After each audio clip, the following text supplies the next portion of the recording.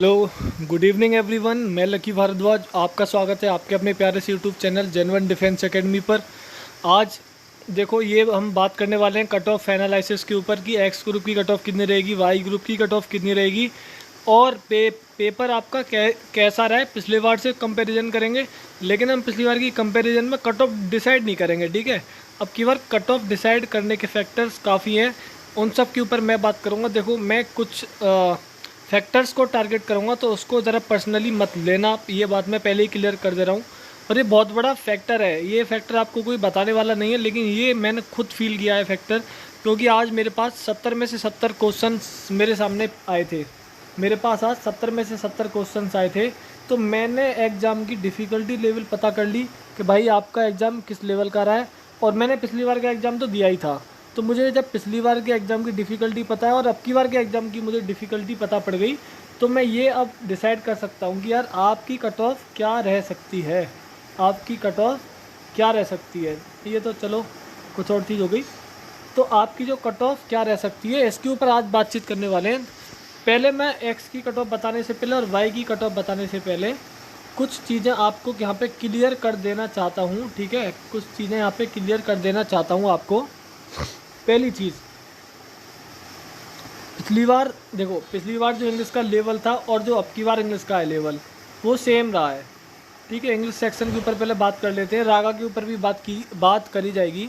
English का section का level पिछली बार और अब की बार जैसा सेम रहा है। अब एक बार बात कर लेते हैं फिजिक्स के ऊपर। देखो यार, मैं एक बात आपको बता दूं, पिछली बार फिजिक्स का लेवल बहुत इजी था, यानी मैं बोल सकता हूँ लड्डू।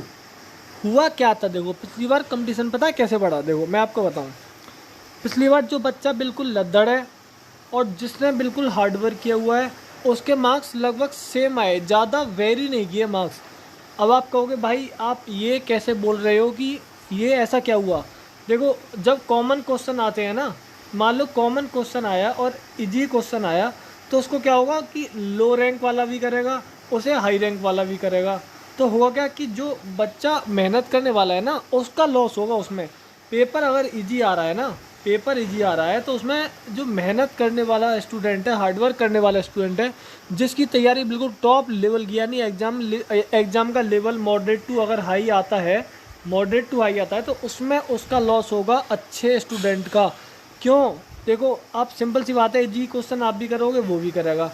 एक आध हार्ड क्वेश्चन आ गए तो उसमें क्या हुआ यार, उसमें तो कोई ज़्यादा अंदर बैठेगा नहीं ना, ठीक है। और देखो, पिछली बार मैं आपको बता दूं, कुछ यूट्यूबर्स के मैं नाम नहीं लूँगा, पिछली बार एज इट इज़ क्वेश्चन आ गए थे, और वो एज इट इज़ क्वेश्चन का मतलब फेमस क्वेश्चन, यानी बहुत कॉमन क्वेश्चन जो बनते हैं फिजिक्स में, वो डायरेक्ट क्वेश्चन आ गए थे। तो जो उनके पढ़े हुए स्टूडेंट थे, उन्होंने फिजिक्स में 25 में से 20 18 नंबर मारे हैं, ठीक है। और मैं अब की बार बता दूं, अब की बार उन लोगों की लंका लग चुकी है, ठीक है। आप समझ ही गए होगे मैं किसको टारगेट कर रहा हूँ। अब की बार उन लोगों की धज्जियाँ उड़ गई हैं और लंका लग गई है भैया, धज्जियाँ उड़ गई हैं। मैं आपको पहले ही बता दे रहा हूँ इस चीज़ को, ठीक है। तो ये बात please mind these words, okay. क्यों? क्योंकि अब की बार जो आपका फिजिक्स का लेवल आया है, उसमें एक देखो 3-4 क्वेश्चन तो आपके पढ़े हुए होते ही हैं, लेकिन जिस बच्चे का कंसेप्ट अगर क्लियर नहीं है, तो उसका फिजिक्स का पेपर ख़राब हुआ है भाई मेरे, ठीक है। जिसके कंसेप्ट क्लियर नहीं है, उसका फिजिक्स का एग्ज़ाम ख़राब हुआ है। और एग्ज़ाम पिछली बार इजी आया था, अब की बार मैं फिजिक्स का एग्ज़ाम मॉडरेट लेवल का मानूंगा। यानी I have seen many good level questions like AI EEE and NEET also, okay. काफ़ी अच्छे अच्छे क्वेश्चन सबके बाद उन्होंने डाले हैं, जिनसे मैं काफ़ी खुश हूँ। पता है, देखो इसमें अगर एग्ज़ाम का लेवल मॉडरेट आ रहा है ना, तो इसमें जो बेकार, देखो जिसने तैयारी नहीं करी वो तो उसकी टाइटें फिक्स हो गई, लेकिन जब एग्ज़ाम का लेवल मॉडरेट आता है, तो उसमें जो डिजर्विंग कैंडिडेट है ना, जिसने मेहनत करी है, जिसने हार्डवर्क किया है, उसके मज़े आ गए। पता है क्यों? क्योंकि वो ज़्यादा मार्जिन बना लेगा। ज़्यादा मार्जिन क्यों बना लेगा? जिसने खाली क्वेश्चन की प्रैक्टिस करी है, क्वेश्चन रटे हैं, कंसेप्ट उसने पढ़ा नहीं है, वो रह गया नेगेटिव में। और जिसने बिल्कुल कंसेप्ट बेहतरीन से पढ़े हैं, वो चलाएगा बिल्कुल अपर में।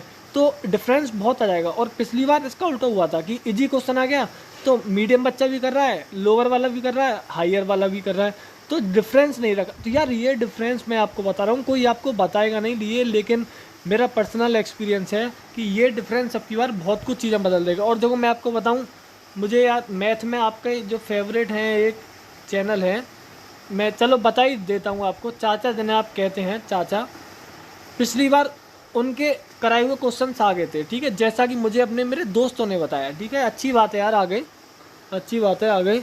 लेकिन जो पिछली बार इजी लेवल था फिजिक्स का पिछली बार इजी लेवल था और उनके कराए हुए क्वेश्चंस आ गए थे। तो उससे क्या हुआ पता है, जो बच्चा लो क्वालिटी वाला था उसने भी 20 क्वेश्चन कर लिया यार, और जो बच्चा अच्छी क्वालिटी वाला था उसने क्या किया, 25 किया, तो उसके आगे 21 या 22। तो अंतर ज़्यादा मार्जिन नहीं रहा। अब की बार क्या हुआ है, टाइम टाइम फिक्स हो गई है भैया। रिव्यू भी देने नहीं आ रहे हैं टीचर, समझ रहे हो ना, केवल एक दे रहा है रिव्यू आपको, उसका नाम पता ही है, उसका नाम क्या है, द कोच। अब की बार जो लड़का इससे पढ़ा है ना, उसने धुआं कर दिए भाई मेरे। उसने 25 में से 20 से लेके 21 क्वेश्चन अटेम्प्ट किए हैं। और अब की बार मैं बता दूंगा कि 25 वाले ज़्यादा बच्चे नहीं चाहेंगे इस एग्ज़ाम में, क्योंकि मैथ कैलकुलेटिव आ रहा है भाई मेरे। मैथ की बात कर लेते हैं तो मैथ आपका मॉडरेट आ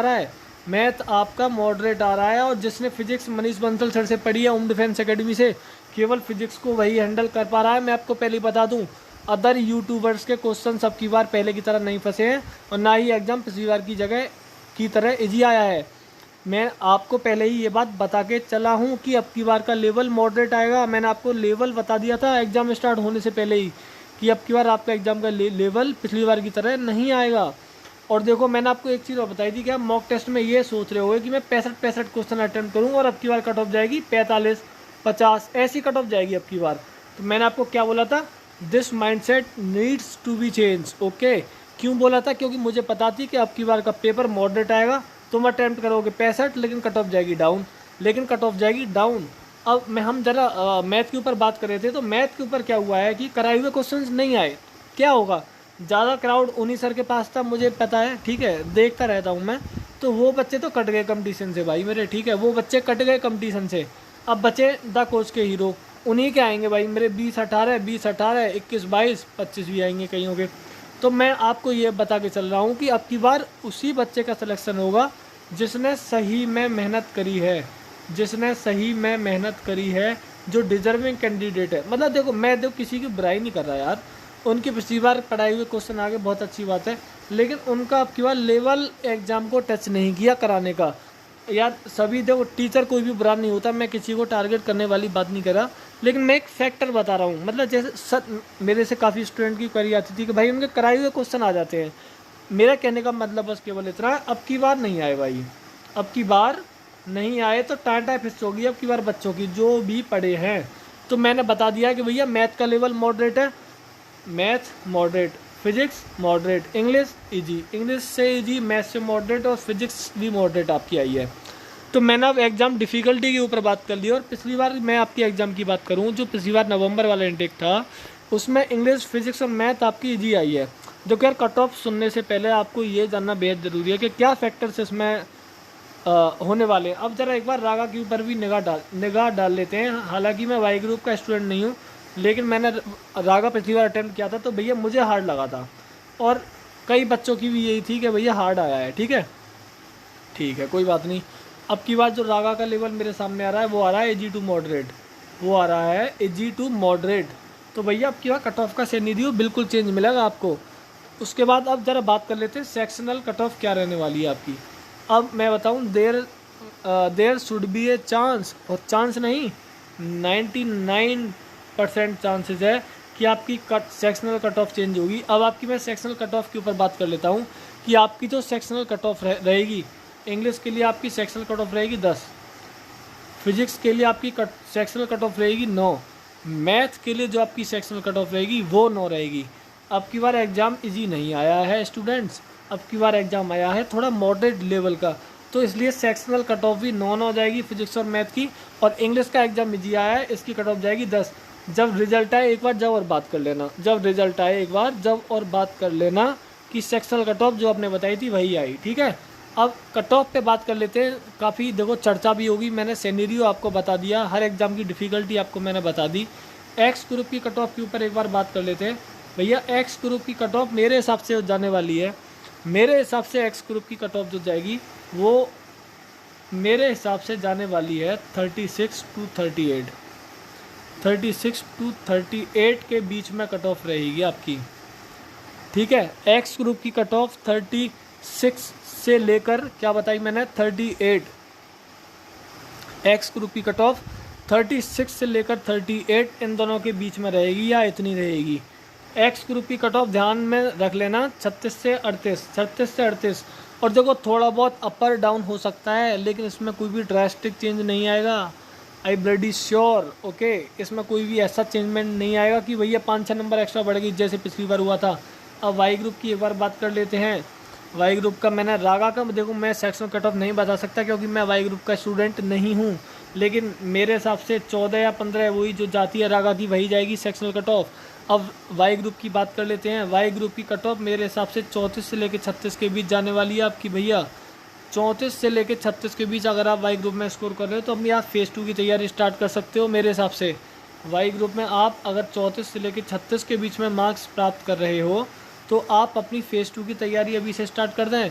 और एक्स ग्रुप में मैंने क्या बताया, अगर आपके मार्क्स 36 से लेकर 38 के बीच में आ रहे हैं तो आप अपनी फेज़ 2 की तैयारी अभी से स्टार्ट कर दें, रनिंग वगैरह। ठीक है, फेज़ जीडी की थोड़ी बाद में स्टार्ट कर लेना रिजल्ट आने के बाद। तो भैया मेरी तो कट ऑफ ही है, आपके क्या ख्याल हैं इस कट ऑफ के बारे में आप कमेंट बॉक्स में ज़रूर बताइएगा प्लीज़। ये बहुत बड़ा एनालिसिस मैंने किया है क्योंकि मेरे पास 70 बाई 70 क्वेश्चंस मेरे पास आ गए थे आज, तो इसलिए मैं खाली आज का वेट कर रहा था कि आपको बता देता हूँ कि आपकी कट ऑफ इतनी जाएगी। और देखो कुछ बच्चे कह रहे थे कि यार सेफ़ अटैम्प्ट कितना होना चाहिए, सेफ़ अटैम्प्ट के ऊपर भी बात कर लेते हैं। अगर तुम इंग्लिश में 18 तक अटैम्प्ट कर रहे हो तो सेफ़ अटैम्प्ट है। इंग्लिश में क्या बताया मैंने 18।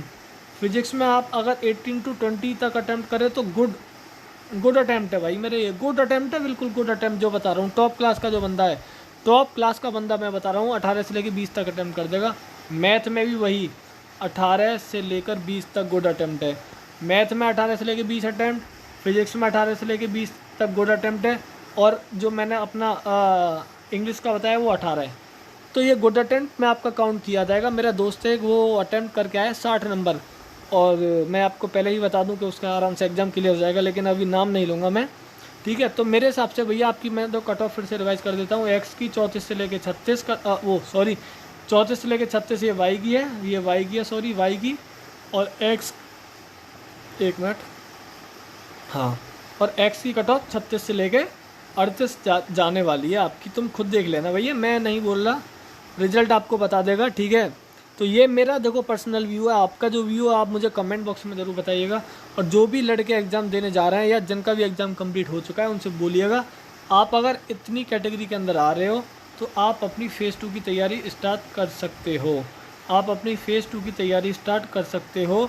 लेकिन प्लीज़ नेगेटिव मार्किंग का ध्यान रखना, कभी आपके नेगेटिव से ज़्यादा गलत नहीं हो जाए। ठीक है, तो मुझे कमेंट बॉक्स में अपनी राय ज़रूर बताना। अभी के लिए मैं चलता हूँ, जय Hind, have a nice day and love you all.